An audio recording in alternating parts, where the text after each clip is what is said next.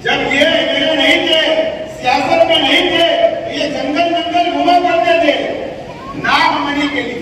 दोबारा गठबंधन हो जाए उसके लिए प्रेशर करवाए। एमएलए साहब ने बोलते बोलते ये कहा कि शेख हासिन अगर चूक कर आ गया फिर रुक गए, 2-4 बच्चे तो कोई भी डगमगा रहा।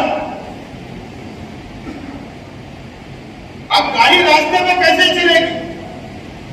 फिक्र न करी, एक मोटरसाइकिल की एक टोली शहर में घूमने लगी, रात भर माफी मांगने लगी, माफी मांगी जा रही है। तमाम भी इस इलाके के हमारे जिम्मेदार नौजवान साथी, दोस्तों और साथियों, सबसे पहले मैं आप लोगों की जानिब से, मेरी जानिब से, अली लाली साहब की जानिब से, इकबाल पहलवान साहब जो रविवार वार्ड के कांग्रेस पार्टी के ब्लॉक अध्यक्ष थे और पहले भी हमारे पुराने शेख रशीद साहब के साथी रहे, लेकिन दोबारा उन्होंने इस बात का फैसला किया कि कांग्रेस पार्टी के ब्लॉक अध्यक्ष का इस्तीफा देते हुए वो आज हमारे साथ शामिल हुए। मैं उनका इस्तीफा करता हूं। और दूसरे हमारे साथी हमीद काला गांधी साहब, मैं आज उनको देख रहा था तो आज उनकी एक उम्र झलक रही थी, लेकिन एक वक्त था जब वो निहाल अहमद साहब के बहुत जाबाज सिपाहियों में शामिल रहे और आज उन्होंने इस बात का फैसला किया कि आज वो हमारे साथ आने का उन्होंने फैसला किया। मैं उनका भी बहुत बहुत इस्तेमाल करता हूं, उनके दोस्तों का इस्तेमाल करता हूं। इकबाल पहलवान साहब के साथ कई लोग यहाँ पर बैठे हुए हैं। मैं तमाम ही साथियों का भी ऐलान करता हूं कि आप लोग भी हमारे साथ शामिल हुए। दोस्तों और साथियों, ये वही जगह है जहां से हम लोगों ने असेंबली इलेक्शन की शुरुआत की, याद है ना? पहली मीटिंग हम लोगों ने इसी जगह से ली और अल्लाह का करम है कि यहां पर जो हमने मीटिंग ली थी उससे पूरे शहर भर में माहौल तैयार हुआ, आवाम जागरूक हुई, बेदार हुई, हमारे कार्यकर्ता बेदार हुए और आज अल्लाह का करम है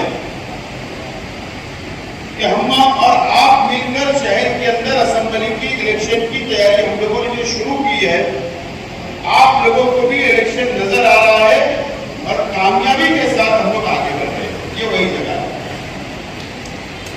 आज शहर का पूरा राउंड लेते हुए हम वापस आखिरी में यहां पर आए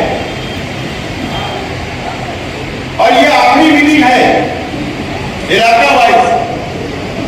इसके बाद हम लोग एक बड़ी मीटिंग का सिलसिला रोक देने वाले हैं आचार संहिता तक और वार्ड वाइज छोटी छोटी मीटिंगें हम लोग शुरू करने वाले हैं।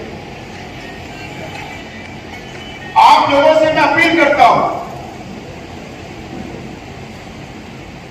कि अल्लाह का करम है और आप लोगों को मुबारकबाद देता हूं, आपके जज्बातों की कदर करता हूं, आपके हौसलों की कदर करता हूं। आप लोगों ने जिस अंदाज में शहर के अंदर, गलियों के अंदर,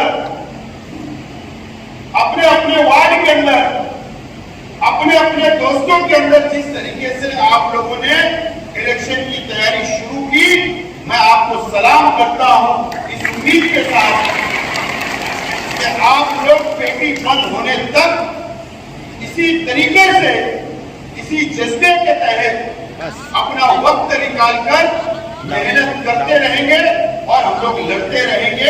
इस उम्मीद के साथ आप लोगों को दोबारा सलाम करता हूं। अब आप लोगों को जो शहर के हालात रोजाना तब्दील होते नजर आ रहे होंगे, आ रहे हैं ना? क्यों हो रहा है ऐसा? 2019 में 4 चाक की गाड़ी शुरू चली थी, 4 चाक की गाड़ी 19 में चली और 24 आते आते 4 चाक की गाड़ी में से 2-3 टायर पंचर हो गए और वो निकल के अलग अलग खेतों में चलते लगे। 2-4 बचे तो कोई भी डगमगा रहा। अब गाड़ी रास्ते में कैसे चलेगी? फिक्र मत करी, मंजिल पर कैसे पहुंचेगी उसकी फिक्र मत करी। एक मोटरसाइकिल की एक टोली शहर में घूमने लगी, रात भर माफी मांगने लगी, माफी मांगी जा रही है, दोबारा गठबंधन हो जाए उसके लिए प्रेशर करवाया जा रहा है, कोशिशें की जा रही है।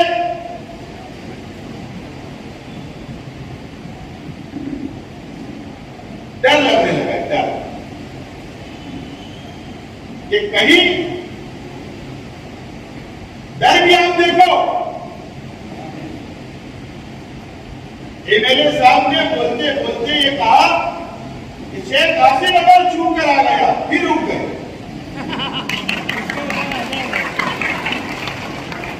फिर मेरे खुदा ना खास्ता, ऐसा ही ना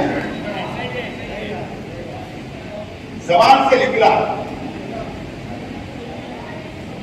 बोले बीजेपी के साथ चले जाएगा।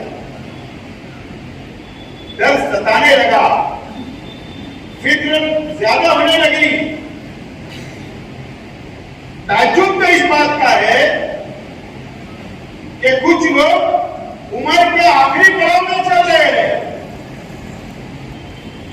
लेकिन उसके बावजूद भी डगमगाते हुए कई लोगों के पास घंटों जाकर समझाया जा रहा है, मनाया जा रहा है, एक मौका और दे दो। इतनी फिक्र होने लगी।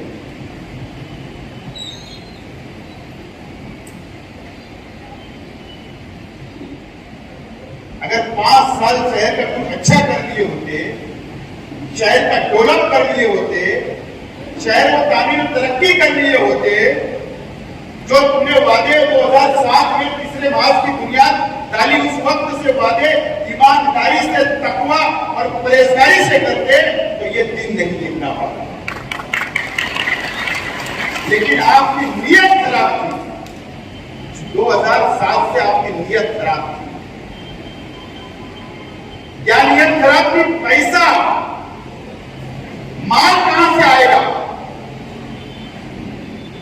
माल के चक्कर में अपने कारपोरेटरों को टिकट देने के लिए पैसा आपने मांगा, तुम्हारी नीयत खराब थी। स्टेटिंग की मेंबरशिप देने के लिए आपने पैसा मांगा, आपकी नीयत खराब थी।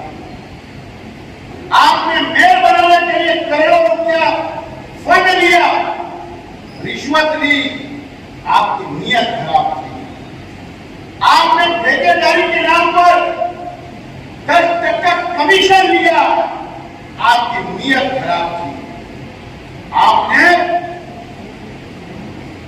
हर वक्त हर जगह आपने भ्रष्टाचार किया, रिश्वत मांगी, पैसा कमाने के लिए तुम सियासत के अंदर आए, आपने समाज का भला करने के लिए सियासत में आप नहीं आए, शहर का भला करने और सियासत में नहीं आए, आप बैतुल माल की हिफाजत करने सियासत में नहीं आए, आप सिर्फ पैसा कमाने आए और सेठ बनने के लिए आप आए थे। सेठ बनना था आपको, सेठ, मालदार। आज मैं व्हाट्सएप पर एक तस्वीर देख रहा हूं, एक फोटो एयरपोर्ट के बाहर, आज हजरत उम्र पे गए, मैंने सुना कि जिसके वहां शादी उसने टिकट निकाला, टीका पढ़ाने गए, लेकिन ये नहीं लिख रहे 30 लोग गए, 30 लोग।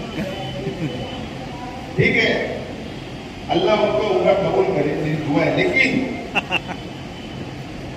एयरपोर्ट के बाहर एक तस्वीर नजर आई, उसमें एक शख्स नजर आ रहा है, वही शख्स मुशारफ चौक पर भी नजर आ रहा है। अलग अलग भारी भारी गाड़ियां ला रहा है। उसको कई हमारे साथियों ने कहा, यार ये नया शख्स दिखता है, शहर का नहीं है, ये यही रह रहा है। कभी राधिका में होटल बुक हो रही है, कभी कोई दूसरी होटल में बुकिंग हो रही है, रूम बुक हो रहा है। ये कौन है? ये कौन है ये शख्स? मैंने भी मालूम किया, मुझे हैदराबाद का है, किसी ने कहा कि पूना का है। मैंने उसकी जब मालूमात दी तो वो नाराज लोगों को वो भी मना रहा है, बोले बहुत दीनदार है, हजरत बहुत अच्छी है, उनकी तारीफ कर उनके कसीदे पढ़ रहा है।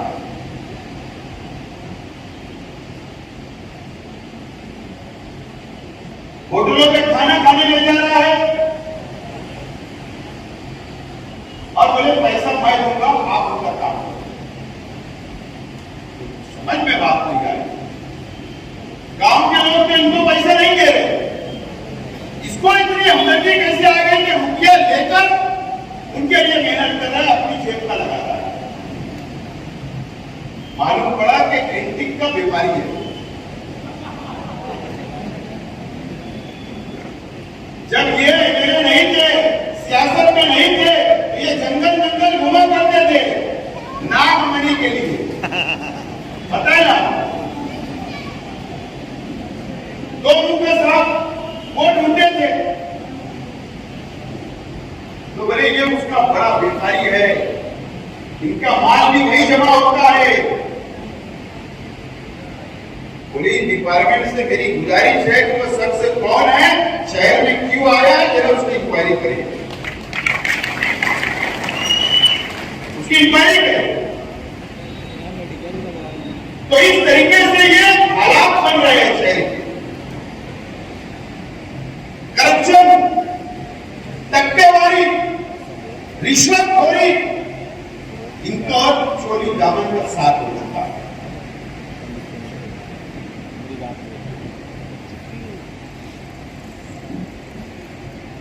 मैं जानबूझकर ये बातें बोल रहा हूं कि हजरत इसका जवाब दे।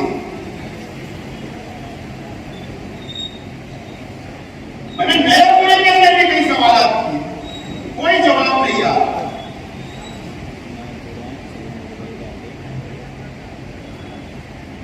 मैंने और कई जगह पे सवाल किए, कोई जवाब नहीं आ रहा।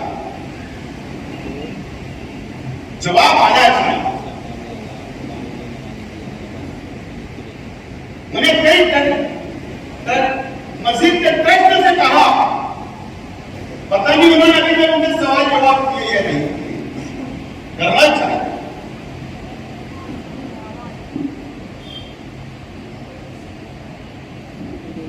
आप ये तमाम ही बातों को समझो, ये शहर के आवाम समझे।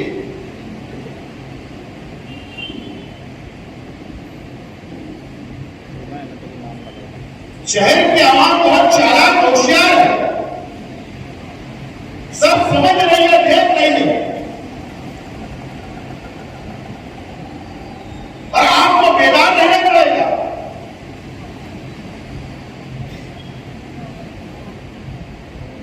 ये मुझको बोलने लगे मैं आजाद बन रहा हूं, वो यकीन का जवाब तो मैं बाद में देने वाला हूं, जरूर दूंगा उसके जवाब, लेकिन बड़े जल्द से सीखूंगा। मैं बीजेपी के साथ चला जाऊंगा।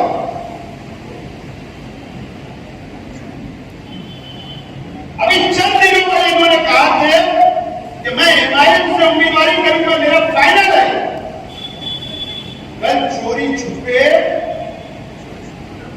संगमनेर गए थे, ये संगमनेर।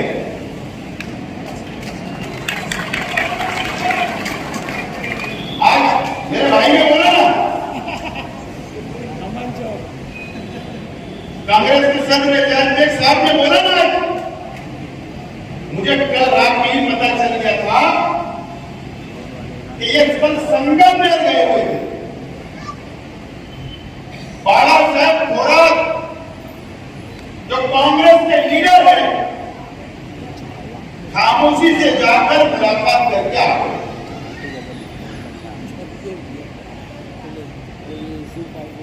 और कांग्रेस ने टिकट का मुतालबा किया। अभी बोले लाइन से रहूंगा, आप बोले कांग्रेस का टिकट चाहिए।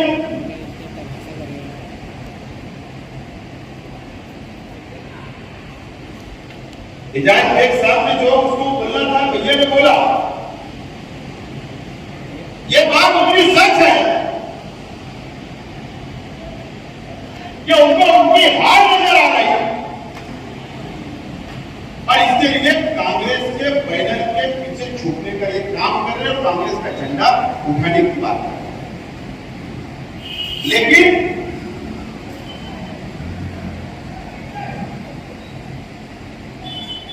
कांग्रेस में भी ये जाएंगे, ये सोच रहे हैं कि महागठबंधन के एनडीए अलायंस के लोग आ जाएंगे, वो क्या करेंगे मुझे नहीं पता। वो उनका साथ दे ना दे, मुझे उससे कोई लेना देना नहीं। लेकिन सवाल ये है कि वही कांग्रेस पार्टी जिनको आपने 15,000 फसादात का इल्जाम लगाया, यही पार्लियामेंट। बाबरी मस्जिद किसने शहीद किया? बोले कांग्रेस पार्टी ने। अब उसी कांग्रेस के तलवे चढ़े।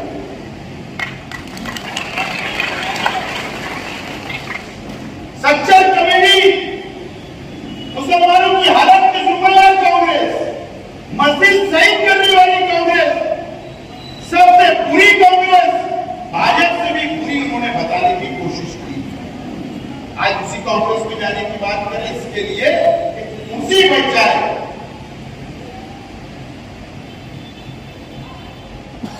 लेकिन ये आपको समझना है,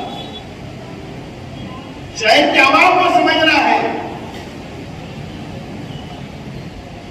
लेकिन मेरा बिल्कुल साफ तौर पर फैसला है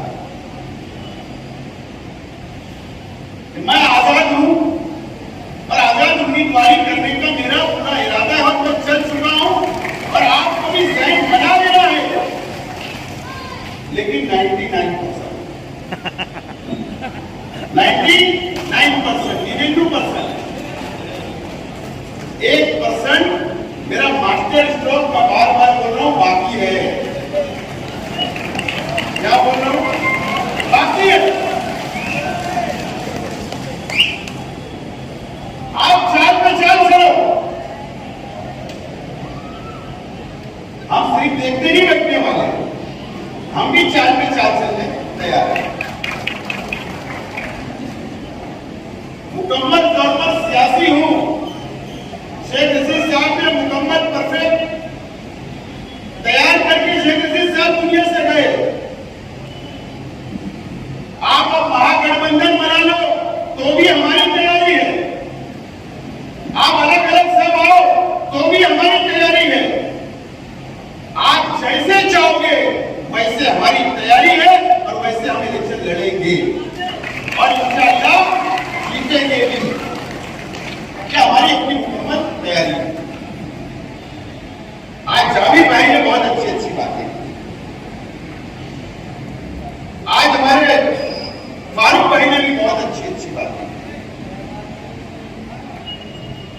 अगर मैं मेरी जबान से बोलूंगा तो मुनासिब नहीं है, लेकिन आप लोग सोचो, सच में आप लोग सोचिए,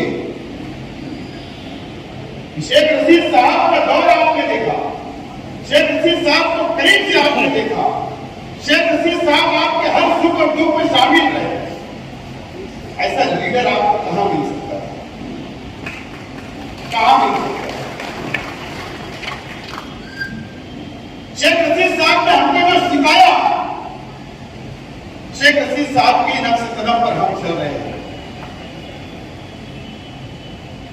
शहर में है तो आपके छोटे से खुशी में भी शामिल होते। अगर हम शहर में है तो आपके घर में भी शामिल होते। अगर हम आपको कहीं याद करते तो हम हाजिर हो जाते। आपके कोई हॉस्पिटल के मसाइल आते तो हम हाजिर हो जाते। आपके पॉलिटिशियन के मसला आते तो हाजिर हो जाते। आपका कोई भी मसला हो हम हाजिर हो जाते। मैं नहीं, खालिद हाजी इमरान भाई, पूरा खानदान आपको हर वक्त हाजिर मिलता है। आप कहां से लाओ पैसे? हम कोई ठग लोग तो नहीं, वोट लेकर चले जाएंगे, 5 साल गायब हो गए, ऐसे लोग तो नहीं। आपको खुला छोड़कर चले जाएंगे, ऐसे लोग तो नहीं। आपको रास्ते में धोखा दे देंगे, ऐसे लोग तो नहीं है। मौका सही मानने में जाने भाई, यह आखिरी मौका आप लोगों के पास, आपके पास आखिरी वक्त है। एक हौसला है, एक जज्बा है, एक हिम्मत है, और उसके लिए हम तैयार हैं। पूरी खानदान आपकी खिदमत करने हम तैयार हैं, आपकी रखवाली करने हम तैयार हैं, आपका काम करने हम तैयार हैं। फैसला आपको करना है कि हमको काम बैठाना है, काम भेजना है, असेंबली में भेजना है या घर बैठाना है, फैसला आपको करना है। शहर के अंदर बहुत लोग, बहुत लीडर है, बहुत लोग आए और चले गए दुनिया से, लेकिन आपको अब समझना पड़ेगा, समझ बूझ के काम करना। आपको भी अल्लाह ताला ने सोचने के लिए दिमाग दिया, सोच। छोटी छोटी बात से नाराजगी खत्म हो जाना चाहिए।